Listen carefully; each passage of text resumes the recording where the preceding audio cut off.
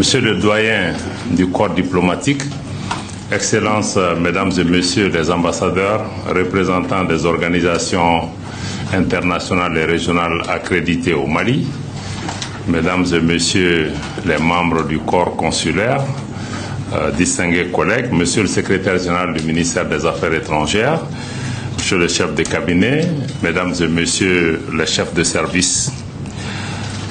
Monsieur le doyen, je voudrais tout d'abord vous remercier d'avoir honoré l'invitation pour cette session d'échange d'informations, la première de cette année 2026.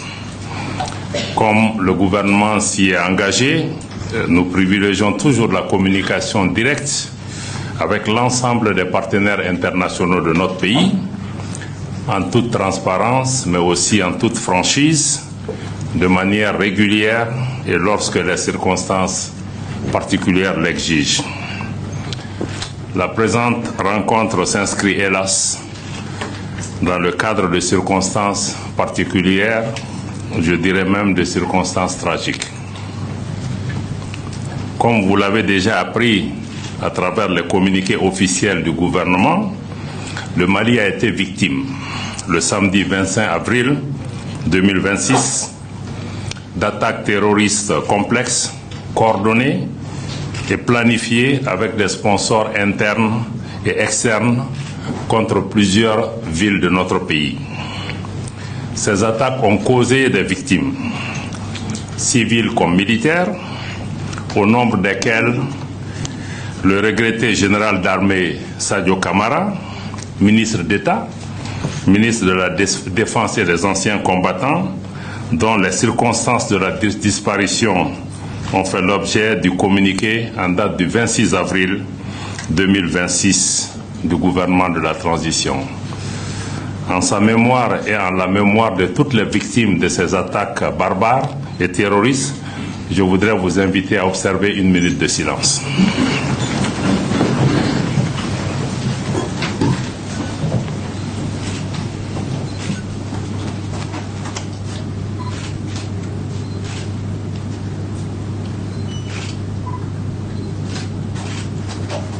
Je vous remercie.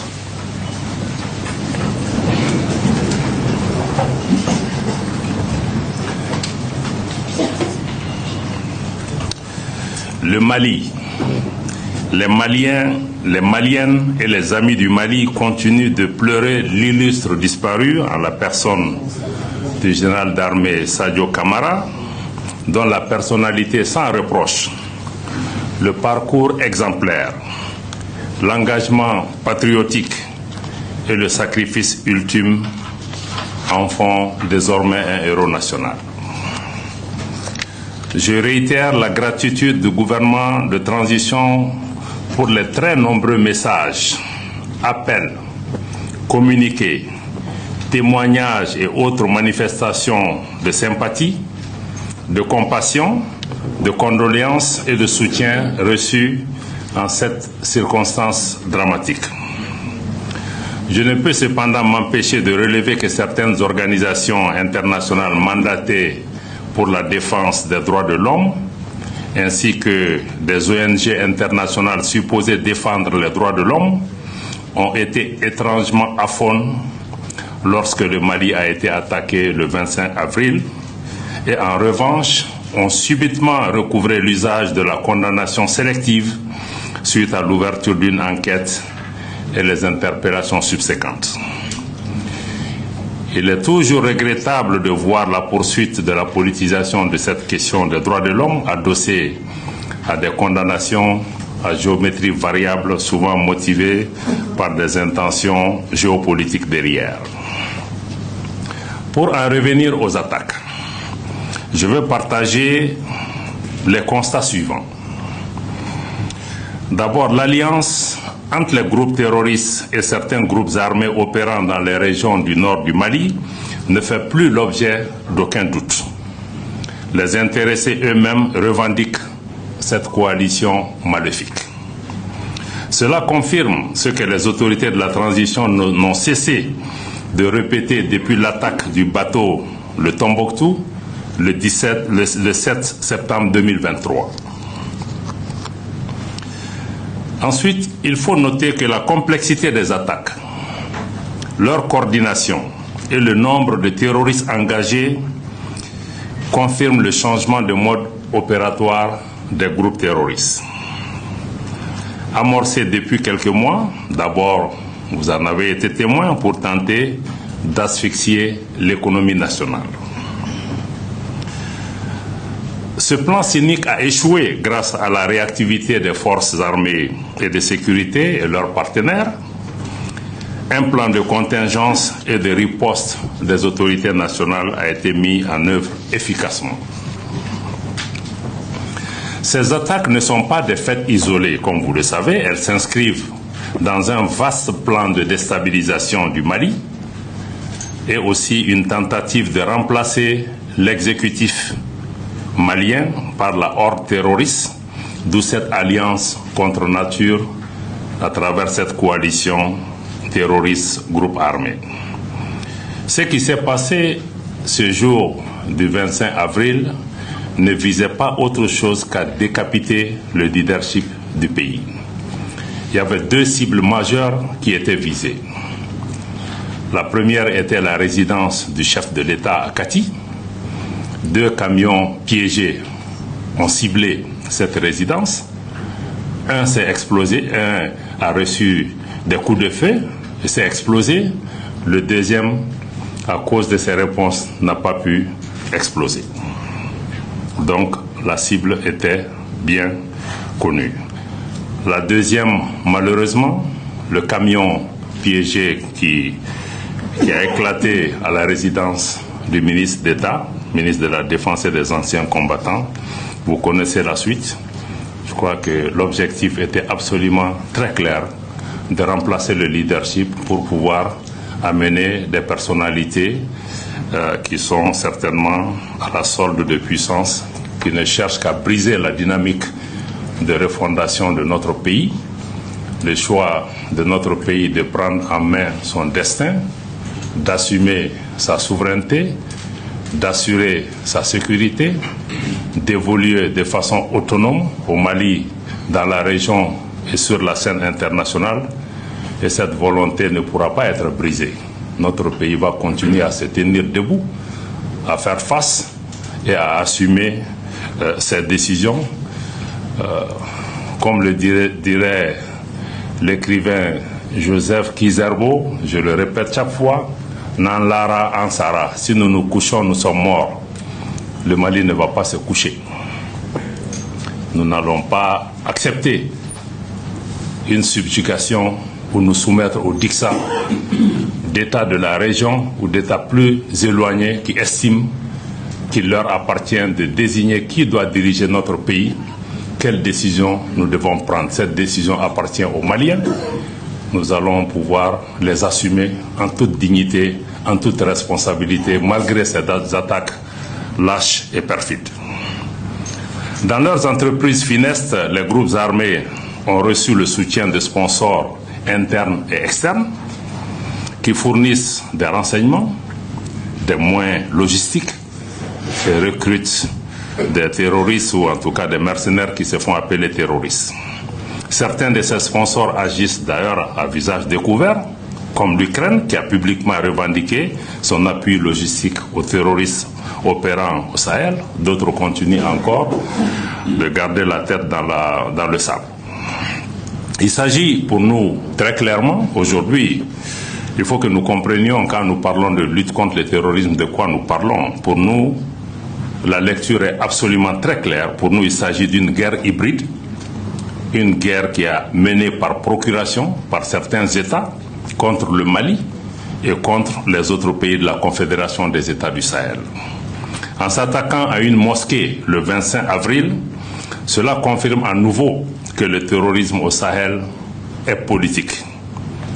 Il n'a rien d'idéologique ou de confessionnel.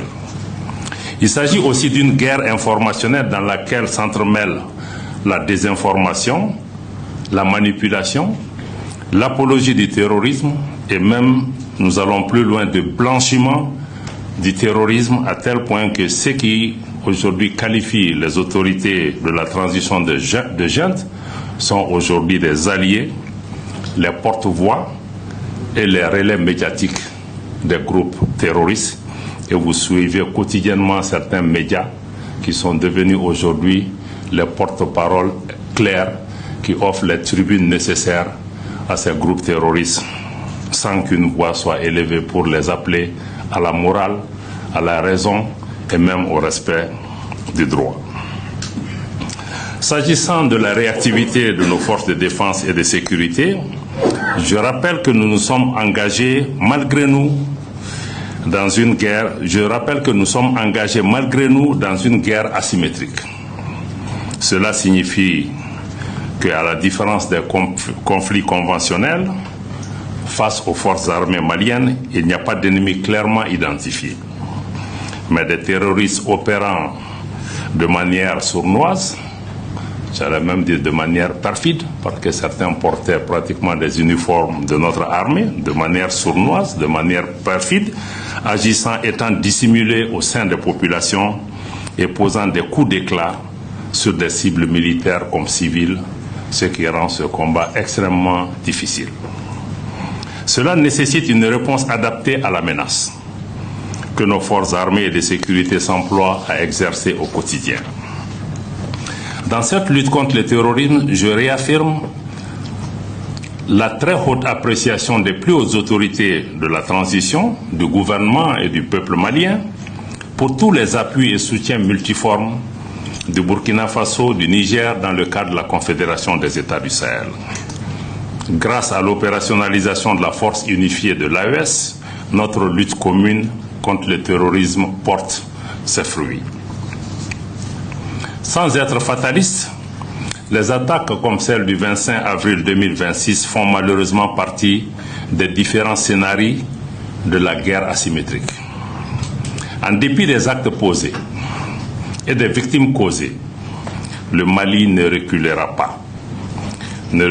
pas dans sa détermination à éradiquer le terrorisme de notre territoire, de l'espace de l'AES, avec le concours du Burkina Faso, du Niger et d'autres partenaires, notamment la Fédération de Russie, dont je tiens à saluer l'action à nos côtés. Cette lutte dans laquelle la Confédération AES est engagée est menée pour la sécurité collective. J'allais dire pour notre sécurité collective, bien au-delà de la région du Sahel, si nous n'en avons pas encore pris conscience. Dans cette dynamique, la Confédération AES prend toute sa part et forme un rempart contre l'hydre terroriste. Bien évidemment, notre réponse n'est pas uniquement sécuritaire. Elle est holistique et intègre des dimensions politiques, des dimensions géopolitiques, des dimensions sociales, mais aussi des dimensions de développement.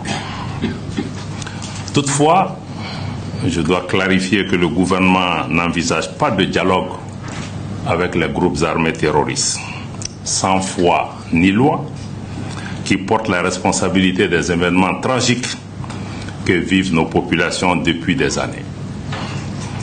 L'ouverture du gouvernement du Mali au dialogue a été à plusieurs reprises affichée, notamment dans le cadre des Assises nationales de la refondation et également dans le cadre du dialogue intermalien. En s'incriminant davantage avec le JNIM affilié à Al-Qaïda, le FLA a librement choisi de prendre fait et cause pour un groupe extrémiste reconnu comme terroriste par l'Organisation des Nations Unies qu'il a inscrit le 4 octobre 2018 sur la liste des sanctions contre Daesh et Al-Qaïda, conformément à la résolution 2368-2017. Nous continuons d'accueillir des éléments terroristes repentis qui rejoignent le cadre républicain. Je voudrais aussi partager quelques mots d'assurance et de réassurance avec vous. Au nom du gouvernement du Mali, je rends un nouvel hommage appuyé à la résilience des populations maliennes, mais aussi à celle des invités du Mali qui vivent parmi nous et que vous représentez largement ici dans cette salle. Ne pas céder à la panique est la meilleure réponse à ces attaques lâches et barbares.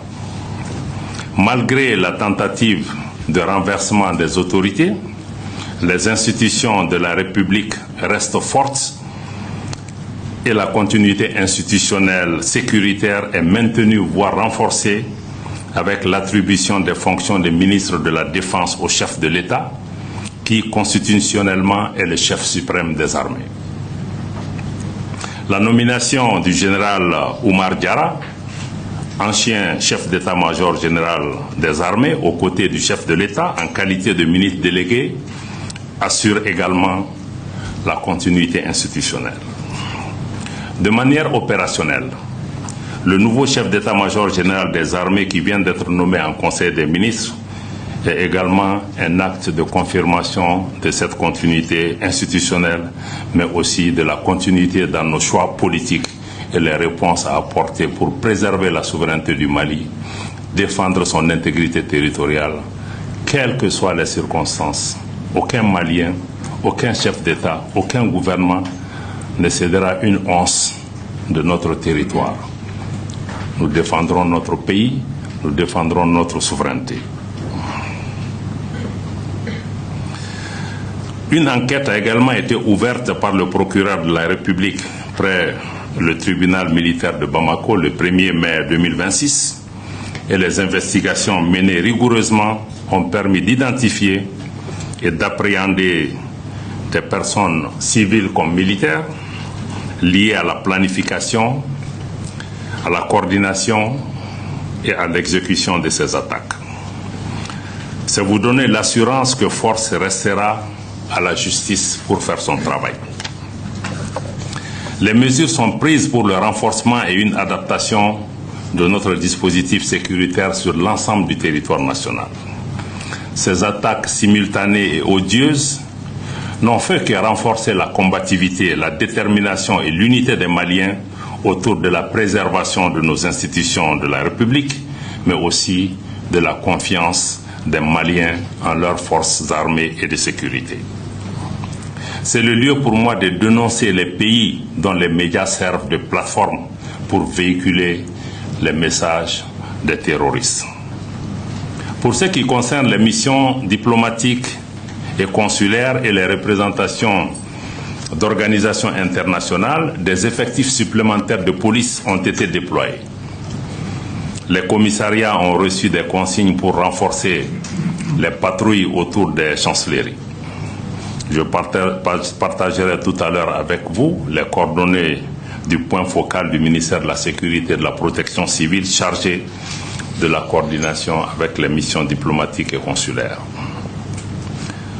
Le gouvernement du Mali reste à l'écoute des attentes des missions diplomatiques et consulaires et des représentants des organisations internationales au Mali et nous sommes ouverts à entendre toute requête spécifique venant de vous. Nous comprenons l'obligation de protection et d'assistance aux ressortissants. Le gouvernement a exactement les mêmes obligations vis-à-vis des populations maliennes comme des invités du Mali que vous représentez.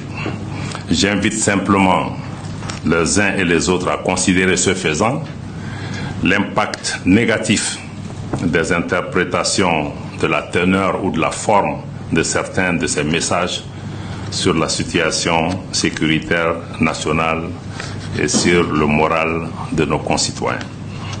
En ce qui concerne notre desserte par les compagnies aériennes, je peux vous confirmer que les mesures de sécurisation renforcées de l'aéroport international président Modibo Keïta ont été prises et se poursuivent. Il n'y a aucune contrainte logistique opérationnelle à la desserte de Bamako par les compagnies aériennes et les livraisons de kérosène se poursuivent régulièrement. Je conclus à votre attention à tous par un message clair.